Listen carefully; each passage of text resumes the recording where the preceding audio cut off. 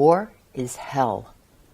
Yet Ed Horvath is determined to help people see another side of war, the side focused on the people, those who live and die in combat zones, and those who are dedicated to making good things happen in the middle of violently bad battle zones.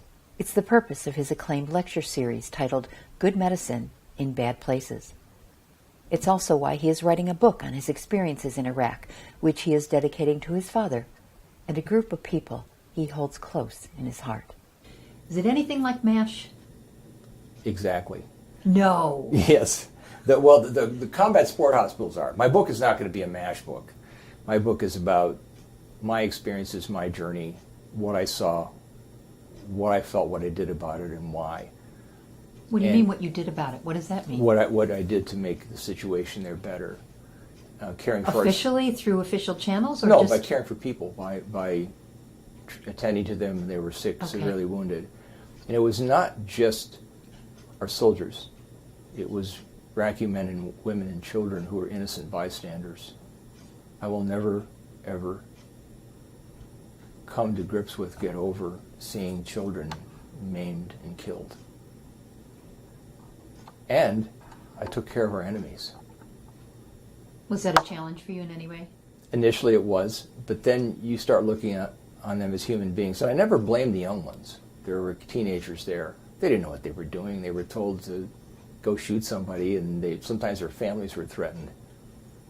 And they would come in severely wounded, sometimes paralyzed. And I would care for them as a father would a son. At that point in time, it didn't matter what they tried to do to you last week. Are you a writer by nature? Yes, I've written many things in my life. Books or? I wrote a medical textbook, or more accurately wrote chapters and then edited the others. I've done research and published about 35 papers in the medical literature. I write letters to people. I still believe there's something about receiving a letter and you can feel it and you realize the person who sent it to you actually had it in their hand. So I do a great deal of writing. Different, though, than sitting down and figuring out a book. Writing is pretty much the same, depending on what you're doing, but it still requires the same skills. In order to write well, you have to think well. And in order to write well, you need to know basic grammar. You need to know how to tell a story.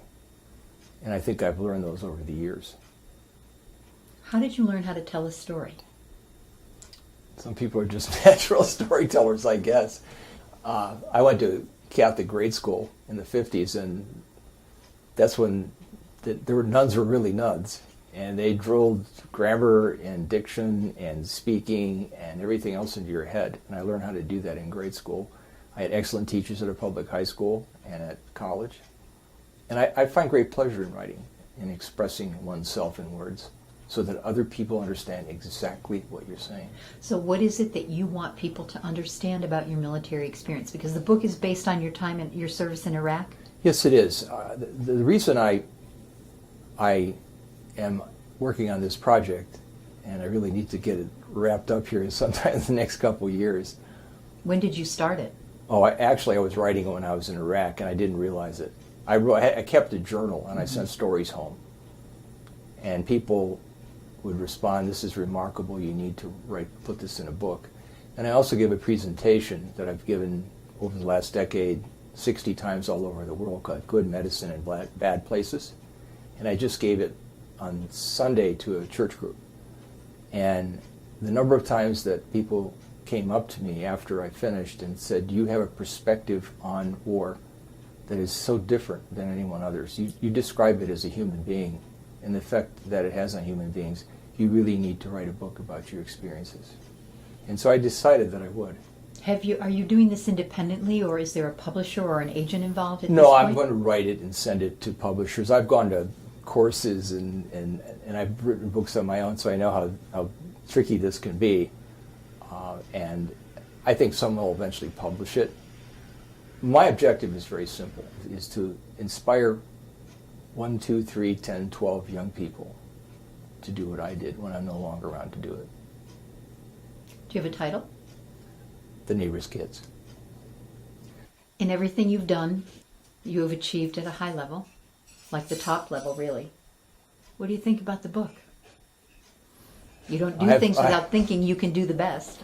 If the book is received in any way as my presentations are, which always wind up with standing ovations, sometimes for extended period of time, it's kind of embarrassing actually, and not more than a small number of people crying, it will be a success.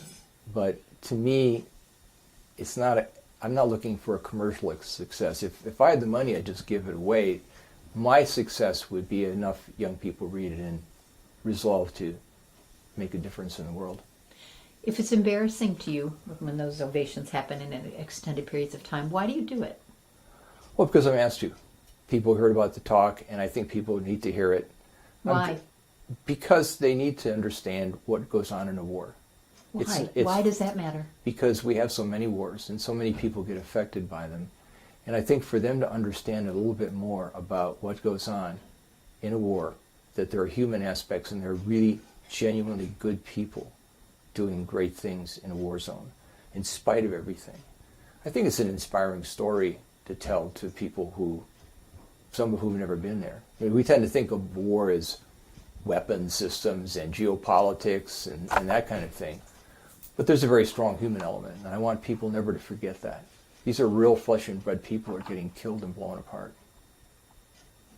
That doesn't mean that you don't fight a war when you have to, but they need to be aware of what goes on. Every book has a dedication page. Have you written yours yet? No, but I know who it's going to be dedicated to. Would you share? Dedicated to my father and also to the brave men and women of the Army Medical Corps. It's a double dedication.